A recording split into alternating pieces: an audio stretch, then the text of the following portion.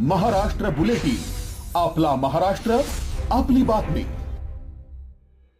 नाशिक शहरातून एक धक्कादायक बातमी समोर आली आहे.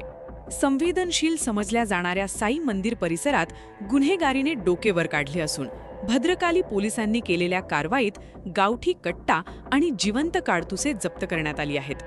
नाशिकच्या भद्रकाली पोलीस ठाण्याच्या गुन्हे शोध पथकाला मिळालेल्या गुप्त माहितीवरून कारवाई करण्यात आली. साई मंदिर परिसरात संशयास्पद हालचाली सुरू असल्याची माहिती मिळताच पोलिसांनी तत्काळ सापळा रचला. या कारवाईत श्रीजय संजय खाडे नावाच्या संशयिताला ताब्यात घेण्यात आले असून त्याच्याकडून एक गावठी कट्टा आणि जिवंत काडतुसे हस्तगत करण्यात आल्याची माहिती पोलीस अधिकाऱ्यांनी दिली. गाड्यांच्या काचा फोडणारा आरोपी श्रीजय संजय खाडे हा मागील काही दिवसापासून फरार होता. माननीय पोलीस उपायुक्त परिमंडळ 1 यांनी सदर आरोपी लवकरात लवकर अरेस्ट करण्याबाबत सूचना दिल्या होत्या.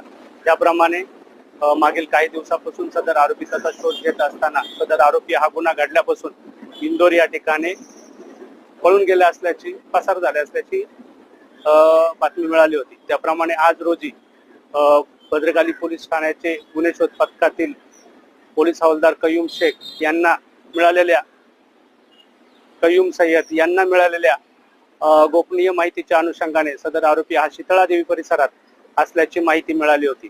त्या अनुषंगाने सदर आरोपीतास आज रोजी भद्रकाली गुन्हे शोध पथकाने ताब्यात घेतले. ताब्यात घेतेवेळी त्याची अंग झडती घेतली असता त्याच्या अंग झडतीत एक गावठी कट्टा आणि त्या गावठी कट्ट्यामध्ये मॅगझिन मध्ये 2 जिवंत राऊंड सापडून आले. मंदिर परिसरासारख्या गर्दीच्या आणि संवेदनशील ठिकाणी कट्टा घेऊन आरोपी नक्की कोणाच्या शोधात होता? शहरात शांतता भंग करण्याचा काही कट होता का, असे गंभीर प्रश्न उपस्थित होत आहेत. या प्रकरणी भद्रकाली पोलीस ठाण्यात गुन्हा दाखल करण्यात आला असून आरोपीकडे शस्त्र कुठून आले आणि त्याचा वापर कशासाठी होणार होता याचा तपास आता पोलिसांकडून युद्धपातळीवर सुरू आहे.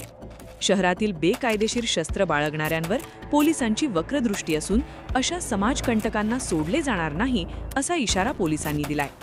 नाशिककरांच्या सुरक्षेच्या दृष्टीने ही कारवाई अत्यंत महत्त्वाची मानली जात आहे. महाराष्ट्र बुलेटिनसाठी भूषण जैन, नाशिक.